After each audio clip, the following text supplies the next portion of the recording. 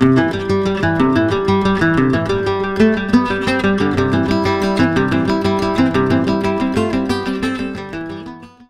Friends, welcome back to our channel. গত সোমবার ছিল জন্মাষ্টমী, তো সেই দিন আমরা কি করলাম সেটাই তোমাদের সাথে শেয়ার করছি। দুধ, ঘি, মধু সব দিয়ে প্রথমেই আমি গোপুকে স্নান করিয়ে নিচ্ছি। স্নান কমপ্লিট, এবার নতুন জামা পরে সাজাগোজার পালা। প্রত্যেক বছরই জন্মদিনে গোপুর অনেকগুলো করে জামা হয়, তো তার মধ্যে এইটা একটা। এখন দিনের বেলা সাজ হচ্ছে। সাজাগোজা কমপ্লিট, কেমন লাগছে তোমরা জানি। এইদিকে বাঁধাকপি কাটা হচ্ছে, তরকারি হবে বলে, আর 5 রকমের ভাজার জন্য কাকু সবজি কাটছে। গোপুর ভোগ রান্নার জন্য নানা রকম প্রস্তুতি চলছে। এদিকে মালপোয়া ভাজা হচ্ছে, সাথে লুচিও হচ্ছে।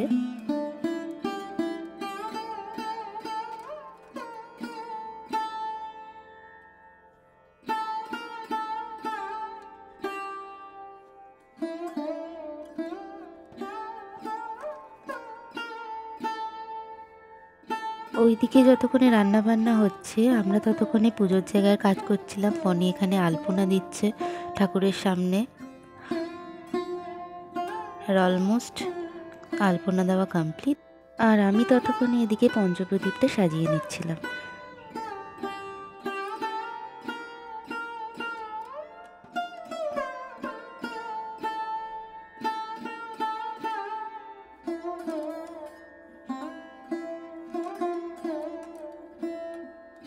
রান্না প্রায় শেষের দিকে, এই আলুর দম হলেই কমপ্লিট হয়ে যাবে। আর ঘড়িতে এখন বাজে সন্ধে 7:30, তাই গোপু এখন সন্ধ্যাবেলার জন্য রেডি হচ্ছে।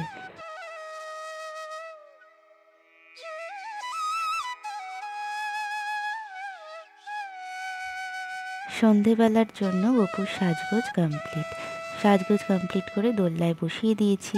খুব সুন্দর দেখতে লাগছে, তোমরা জানিও কেমন দেখতে লাগছিল। এইবার পুজো হবে, তার আগে দেখিয়ে দিচ্ছি কি ভোগ রান্না হলো গোপুর জন্য।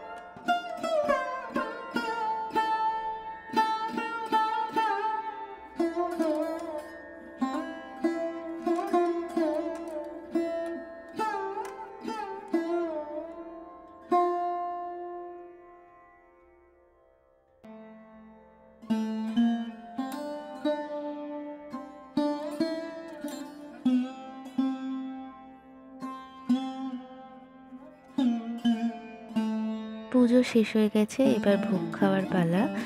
শুভদীপ ভোগগুলো বেড়ে দিচ্ছে।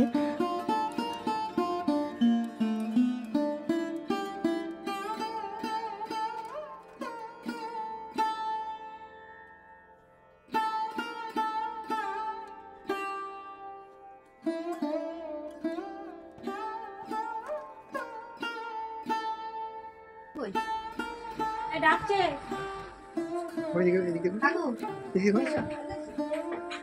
কাকে দিবি এটা?